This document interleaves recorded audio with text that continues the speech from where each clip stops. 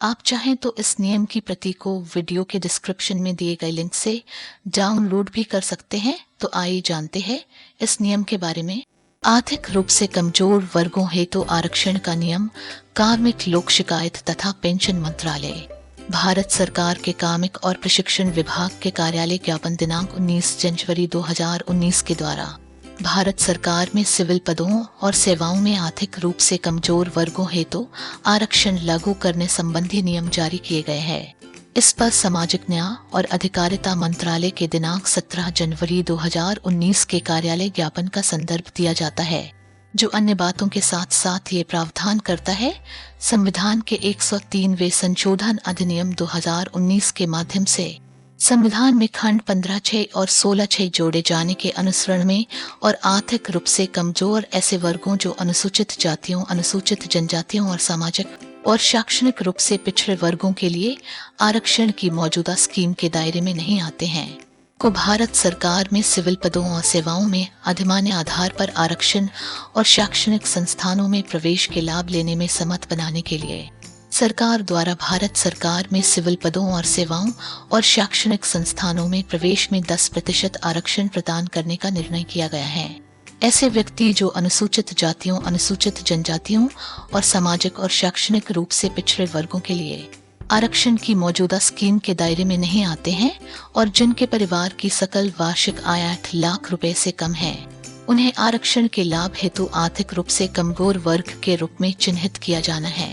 इस उद्देश्य से परिवार में आरक्षण का लाभ लेने के लिए इच्छुक व्यक्ति, उसके अभिभावक और 18 वर्ष से कम आयु के भाई बहन और उसका या उसकी जीवन साथी और 18 वर्ष से कम आयु के बच्चे शामिल होंगे।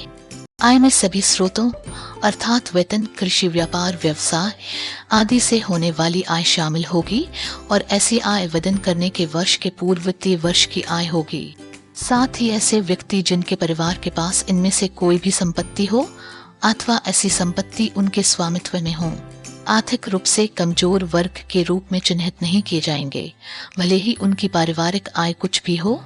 नंबर 1, 5 एकड़ अथवा उससे अधिक कृषि योग्य भूमि। नंबर 2, 1000 वर्ग फीट और उससे अधिक क्षेत्रफल का आवासीय फ्लैट। नंबर 3, अधिसूचित नगरपालिकाओं में 100 वर्ग गज और उससे अधिक क्षेत्रफल का आवासीय प्लॉट।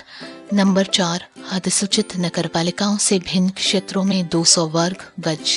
और उससे अधिक क्षेत्रफल का आवासीय प्लॉट। पैरा 2 में यथाउल्लिखित परिवारों की आय और संपत्तियों को ऐसे अधिकारी द्वारा प्रमाणित किया जाना आवश्यक होगा जो राज्यों संघ राज्य क्षेत्रों में तहसीलदार की रैंक से नीचे का न हो। प्रमाण पत्र जारी करने वाले अधिकारी को संबंधित राज्य संघ राज्य क्षेत्र द्वारा निर्धारित सम्यक प्रक्रिया का अनुपालन करते हुए सभी संगत दस्तावेजों को सावधानी पूर्वक प्रमाणित करने के पश्चात प्रमाण पत्र जारी करना होगा। नियोजन और शैक्षणिक संस्थानों में आरक्षण के संबंध में अनुदेश